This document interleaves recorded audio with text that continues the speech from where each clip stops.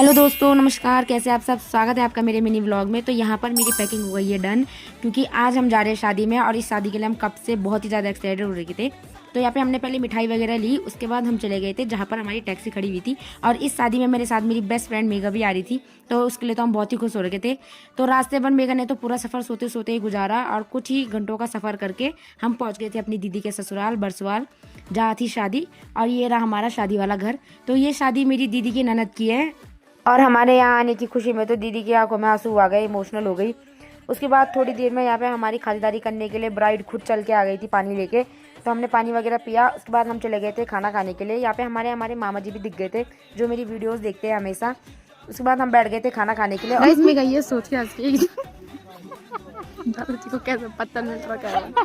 उसके बाद हमने किया अपना लंच और लंच करने के बाद हम चले गए थे छत पर, क्योंकि आज मेहंदी वाला दिन भी था, मेहंदी नाइट भी थी आज और कॉकटेल दोनों एक साथ था। तो मैंने यहाँ पे मेहंदी लगाना स्टार्ट कर लिया था और थोड़ी देर बाद मेरी मेहंदी लग के तैयार भी हो गई थी।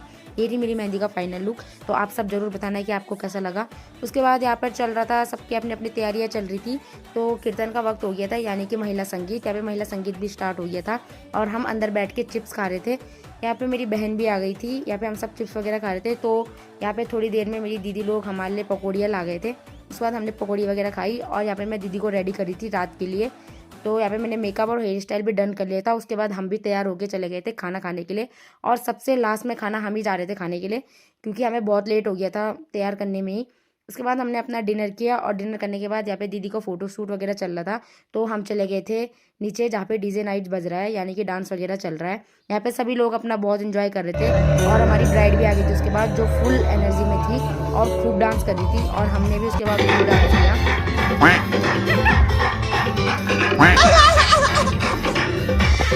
और सच में दोस्तों, हमको इस शादी में इतना मज़ा आया, इतना मज़ा आया, हमने बहुत इन्जॉय किए जितना हमें आज तक किसी शादी में नहीं आया होगा।